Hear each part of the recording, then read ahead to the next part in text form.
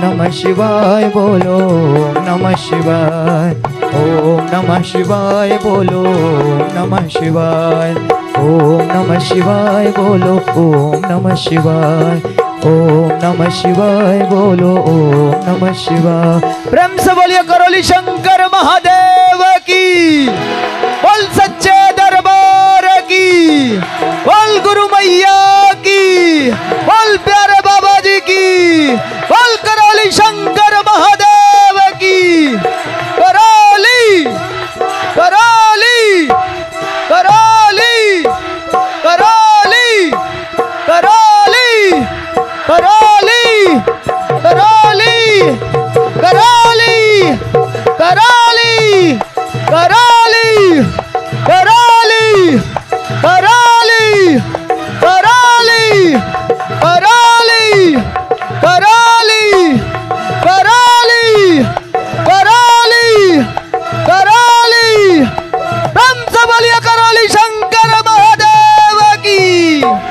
नमः पार्वती पते हर हर महादेव।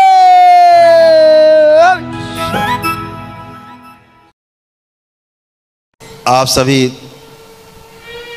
बाबा के भक्तों का दरबार में स्वागत है।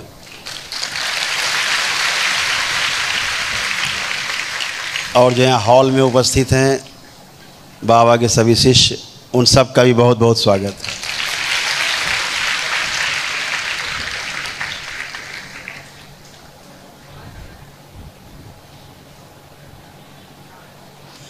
आज सबसे मज़े में जो लोग छठे लेवल में चले गए वो चले गए हैं मज़े में, बहुत मज़े में। आप सभी बहुत भाग्यशाली हैं, परम सौभाग्यशाली हैं। आपके अच्छे कर्म, जन्मों जन्मों के अच्छे कर्म किसी न किसी बहाने से आप सभी पर दरबार की विशेष कृपा है। ये कृपा लोग जन्मों जन्म भटकते हैं, जन्म जन्म भटकते हैं, तब कहीं जाके कृपा मिलती है। तीन चीज़ें हैं, दया, कृपा और करुणा, तीन शब्द हैं। तो दया का अर्थ होता है कि जिस व्यक्ति के पास बुद्धि है, बुद्धि बल है, समझदारी भी है उसके पास, कैसे जीना है, पूरी सृष्टि में सबके साथ कैसे जीना है, चाहे वनस्पति जगत हो, चाहे पदार्थ जगत हो, चाहे जीव जगत हो, चाहे मनुष्यों का ज्ञान अवस्था का जगत हो, कैसे जीना है, अगर ये उसके पास है तो वो दया मांगता है। किस लिए? कि भौतिकता में जी रहा है, भौतिक साधन कम है, तो भौतिक साधन मांगता है वो।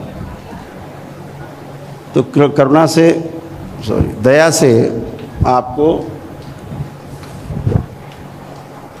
जो भौतिक साधन है वो मिलते हैं, उसे दया कहा जाता है कि दया करो प्रभु। तो समझो भौतिक साधन आप मांग रहे हो। तो गुरु क्या करता है? किसी भी क्षेत्र का गुरु हो, क्या करता है? आपको भौतिक संसाधन उपलब्ध करा देता है। इसे कहते हैं दया।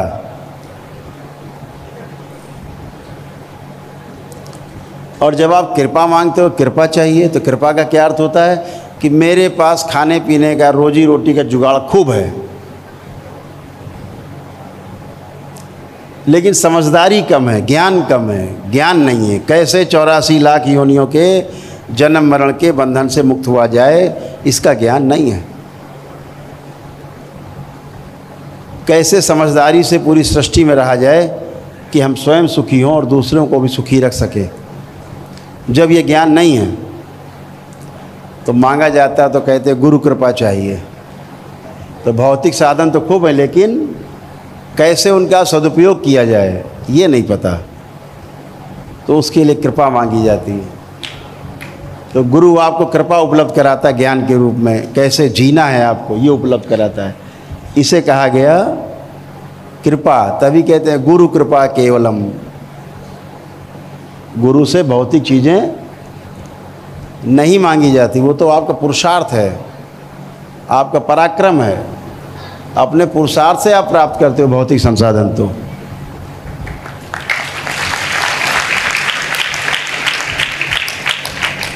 लेकिन कृपा के लिए गुरु की शरण में जाना होता है,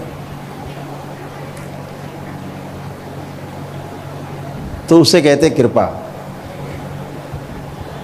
लेकिन जब दोनों ही आपके पास नहीं होते, ना भौतिक साधन और ना ही जीने की कला,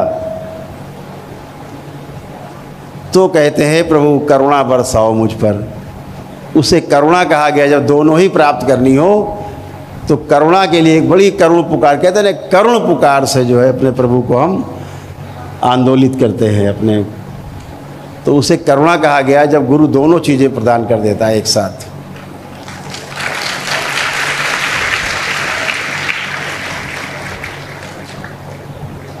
तो शब्दों का भी अपना अपना महत्व है, शब्द अपने आप में मायने रखते हैं। आप सभी मंत्र दीक्षा से आपने शुरुआत की, आप सभी ने तंत्र दीक्षा में प्रवेश लिया। तमाम लोग यहाँ तंत्र दीक्षा के प्रथम चरण में प्रवेश पाए हैं, बाकी लोग दूसरे, तीसरे, चौथे, पाँचवें लेवल पे भी मंत्र दीक्षा के बाद तंत्र दीक्षा प्राप्त की। कल छठे लेवल की दीक्षा भी जो है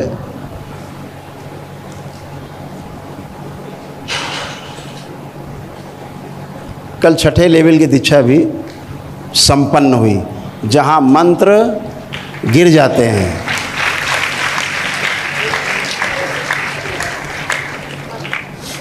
मंत्र गिरने का क्या अर्थ है? मन का यंत्र भी जहाँ गिर जाता, खिलौना भी छूट जाता है मंत्र का, उसे कहते हैं मंत्र भी गिर जाते हैं। तो अभी मंत्र रूपी जो खिलौना आपके पास था, आप जपते थे, छठे लेवल में वो खिलौना भी टूट गया।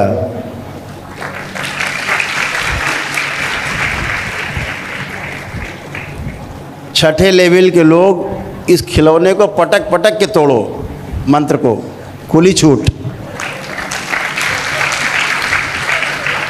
मंत्र से बाहर निकलना है। ध्यान रखो, अभी तक मंत्र में जो फंसाव रहता है वो 5 चरण तक रहता है। 5वें चरण के बाद इस मंत्र की खूब बखिया उधेड़नी है, पटक पटक के गिरा गिरा के मारना है इस मंत्र को। मन का यंत्र खिलौना, उसी में लगा है मन, उसको भी तोड़ना। छठे लेवल, अब 21 लेवल तक की दीक्षा में, आगे छठे लेवल से लेकर के 21 तक कोई भी मंत्र नहीं है।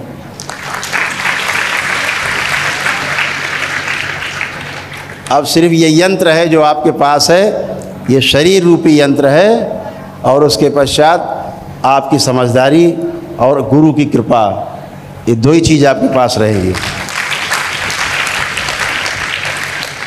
तो आपका शरीर और गुरु कृपा, यही आगे आपको ले जाएंगे। 21 लेवल क्रॉस करने का अर्थ होता है कि अब कोई कमी बची नहीं।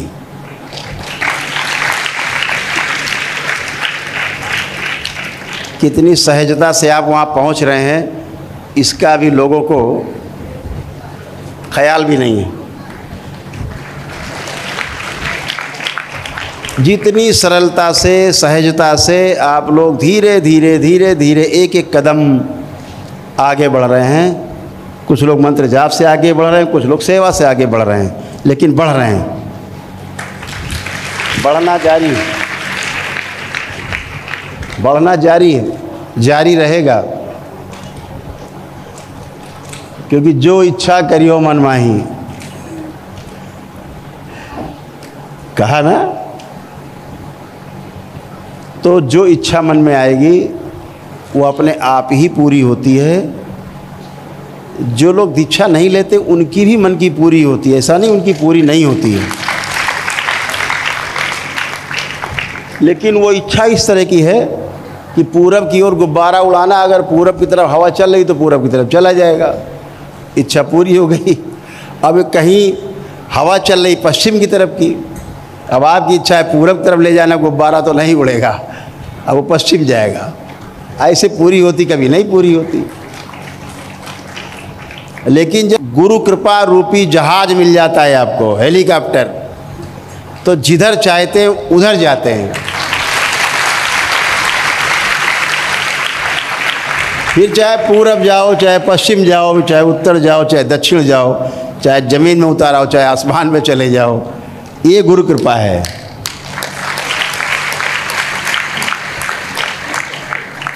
तो आपके पास एक एक चरण पार करने की सुविधा है।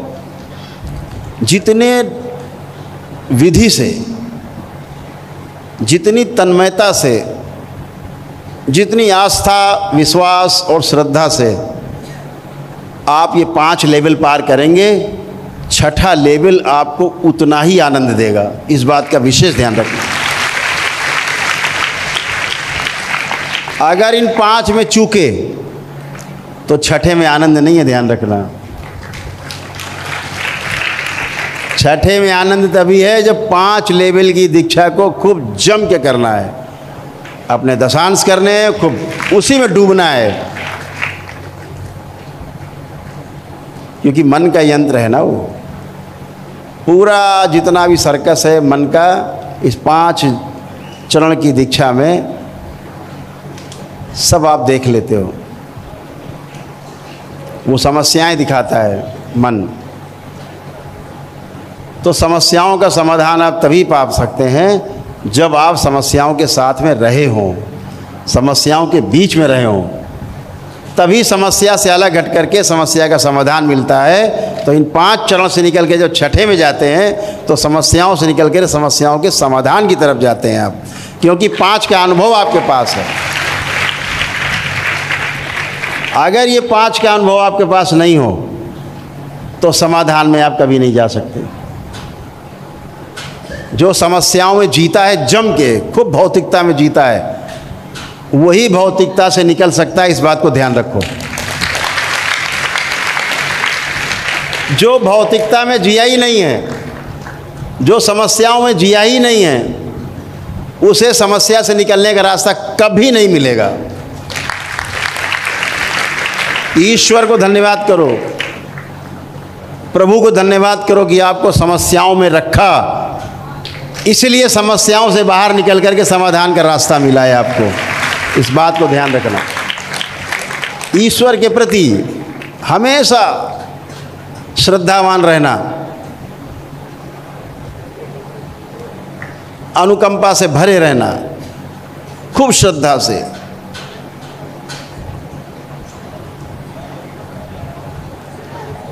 कि आपने मुझे इतने कष्ट दिए कि हम आपके द्वार तक पहुंच गए मांगते मांगते।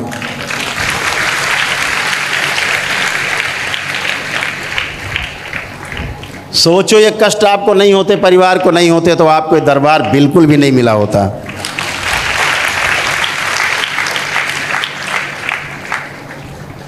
तो द्वार उसी को मिलता है जो खोजता है। खोजता वो है जिसको निकलने की चाहत होती जिसके अंदर। तो आपने खोजा और आपने पाया, बाबा को पाया, माँ को पाया। बाबा बहुत करुणा से भरे हुए, करुणा ही करुणा उनकी बरसती है। जिसको भौतिक संसाधन चाहिए होते हैं, दरबार भौतिक संसाधन की तरफ ले जाता है। जिसको अभौतिक वस्तुएं चाहिए, उसको अभौतिकता की तरफ ले जाता है दरबार। आपकी इच्छा, सब कुछ आपकी इच्छा से संचालित होता है, कुछ भी बिना आपकी इच्छा से संचालित नहीं होता। ध्यान रखिए, इच्छा ही सर्वोपरि है।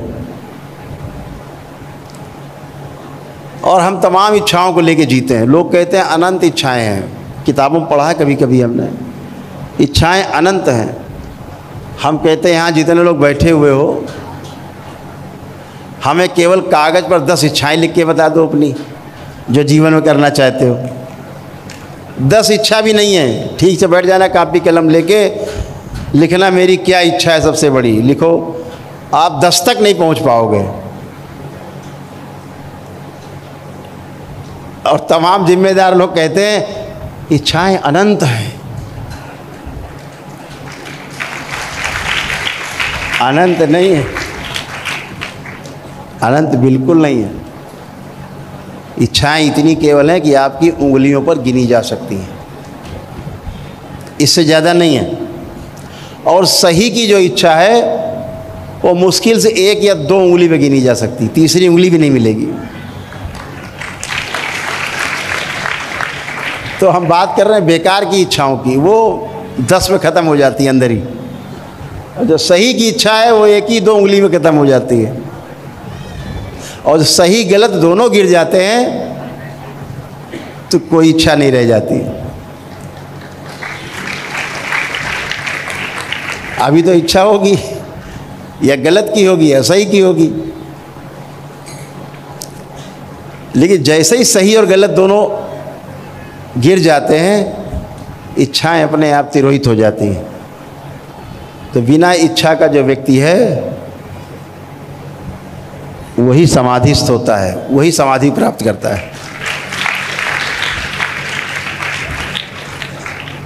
ध्यान रखो, जब इच्छा नहीं होगी तो विचार नहीं उठेंगे, जब विचार नहीं उठेंगे तो अंदर कोई एक्सपेक्टेशन नहीं होंगे, कोई आशाएं नहीं होंगी, कुछ नहीं होगा, गड्ढम सड्डम सब शांत, एकदम शांत। और ये भी ध्यान रखो कि हम लोग जितना भी काम करते हैं संसार में आने के बाद, होश संभालने के बाद, तो केवल शांति के लिए करते हैं। शांति चाहिए, हर काम शांति के लिए। धीरे अंकुरित होगा बीज दया का, कृपा का, करुणा का, क्योंकि बाबा ने 6ठे लेवल में दया, कृपा, करुणा का बीज बो दिया है सब में। अब ये बीज वृक्ष बनेगा, वृक्ष बनेगा, फल फूल लगेंगे, सुगंधित करेंगे, लोगों को आनंदित करेंगे। यही व्यवस्था है, यही तंत्र है।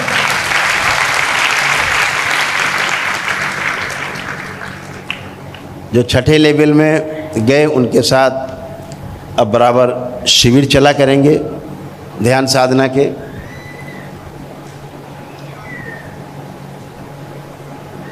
और बहुत अच्छा कर पाएंगे, हम ऐसी आशा रखते हैं कि आपने बहुत प्रयास किया है।